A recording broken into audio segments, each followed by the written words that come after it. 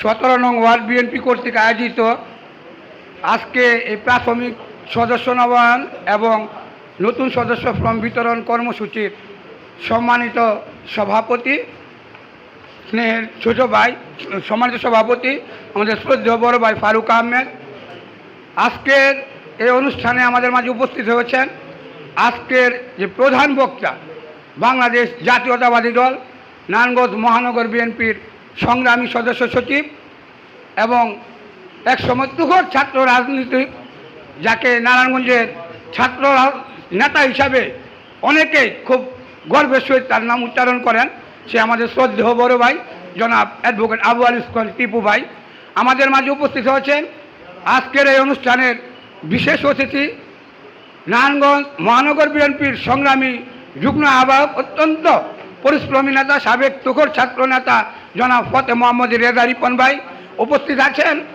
মঞ্চে উপবিষ্ট নারায়ণগঞ্জ সদর থানা বিএনপির সংগ্রামী সভাপতি এবং ছাত্র দলের সোনালী অতীত জনাব মাসুদ রানা, আজকের সভার সভাপতি ফারুক ভাই সহ মঞ্চে উপবিষ্ট নেতৃবৃন্দ এবং আমার সম্মুখে প্রিয় এলাকাবাসী, বিএনপি এবং এর প্রিয় অঙ্গ সংগঠনের সমস্ত নেতৃবৃন্দ, সকলকে জানাচ্ছি সংগ্রামী শুভেচ্ছা এবং সংগ্রামী সালাম।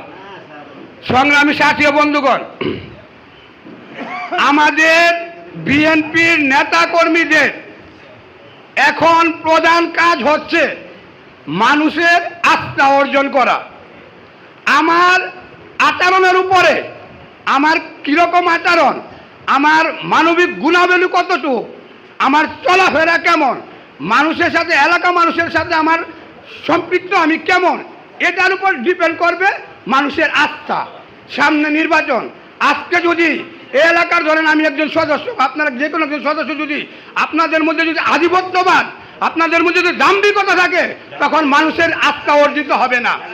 আর আমরা দেখতে পাচ্ছি ইতিমধ্যে আমাদের এই সময়ে অত্যন্ত জরুরি, আজকে যদি আপনার আচরণ খারাপ হয়, যদি আপনার মধ্যে দাম্ভিকতা থাকে, অহংকার বোধ থাকে যে বিএনপি ক্ষমতা আসছে, আপনি যদি ওই আধিপত্যবাদটা যদি আপনার মধ্যে স্থান পায়, তাহলে মনে রাখবেন বিএনপির জন্য এবং দেশের জন্য ভালো হবে না।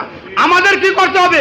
আমাদের মানুষের সাথে সদাচরণ করতে হবে, সমস্ত রকম অপরাধ থেকে, বিশৃঙ্খলা থেকে আমাদেরকে মুক্ত থাকতে হবে, তাহলে আমরা মানুষের আস্থা অর্জন করব।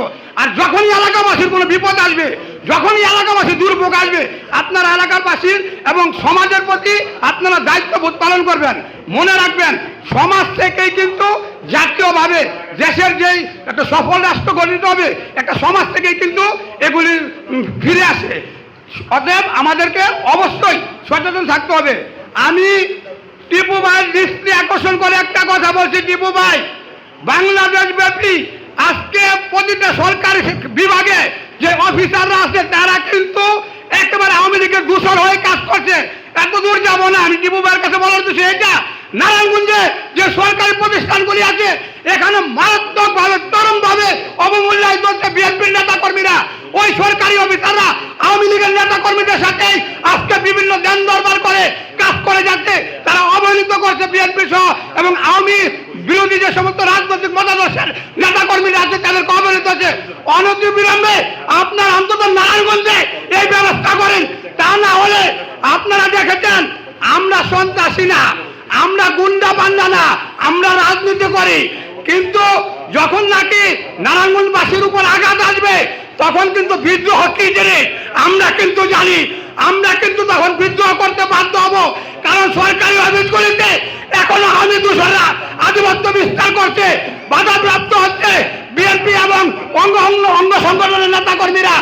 আমরা পরিশেষে বলবো, আমরা নারায়ণগঞ্জবাসীর পাশে আছি, নারায়ণগঞ্জ মহানগর বিএনপি আমাদের পাশে আছেন। আমরা আপনাদেরকে প্রতিটা পাড়া মহল্লাকে আমরা মানুষকে জাগ্রত করে, মানুষের আস্থা অর্জন করে। আর যে আজকে যে সদস্য ফর্ম আমরা বলে দিচ্ছি, এই অনুষ্ঠান টিপু ভাই বক্তব্য দিয়ে যাবে, আপনাদের বুঝিয়ে যাবে, এখানে শেষ না।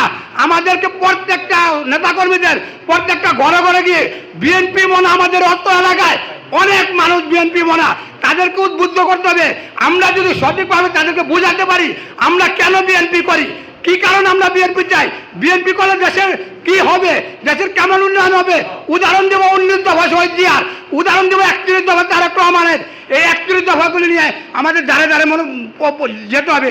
একটি কথা বলি, একটি সংসারে 6 জন সদস্য থাকলে একটি সদস্য যদি উপার্জন করে ওই সংসারটা যে সচ্ছল হবে, আর যদি 6 সদস্য উপার্জন করে ওই সংসারটা আরো বেশি ভালো হবে না? আমরা বিএনপির নেতা কর্মীরা যদি টিপু ভাইদের উপর, ওই জাকির ভাইয়ের উপর, রিপন ভাইয়ের উপর, সাকত ভাইয়ের উপর না বসে থেকে সবাই যদি আমরা মানুষের দাঁড়িয়ে দাঁড়িয়ে গিয়ে, মানুষের ঘরে গিয়ে বিএনপির সম্বন্ধে আমরা আলোচনা করি, জিয়াউর রহমান সম্বন্ধে আলোচনা করি, মানুষকে উদ্বুদ্ধ করি আমাদের সাথে আসার জন্য, আমাদের আচরণ, আমাদের মানবিক গুণাবলী দিয়ে তাদের যদি আমরা আকৃষ্ট করতে পারি, আমি নিশ্চিত ব্যাপকভাবে বিএনপির লোকজনের সমাগম হবে, বিএনপির নেতাকর্মীরা, বিএনপির সমর্থকরা রাজনীতি করতে আসবে ইনশাল্লাহ, এবং এইভাবে একটি সুন্দর রাষ্ট্র গঠিত হয়।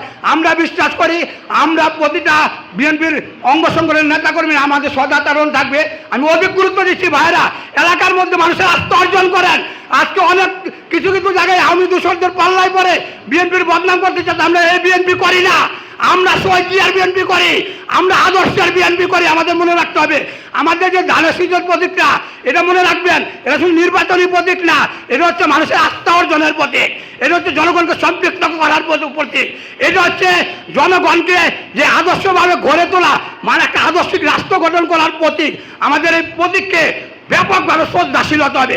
শ্রদ্ধাশীল হওয়ার জন্য আমাদেরকে স্বয়ংসম্পূর্ণ হতে হবে। সকলকে ধন্যবাদ জানাই, আপনাদের সুস্বাস্থ্য এবং দীর্ঘায়ু কামনা করে, এই এলাকাবাসীর মঙ্গল কামনা করি আমি আমার সংক্ষিপ্ত বক্তব্য এখানে শেষ করছি। ধন্যবাদ সবাইকে।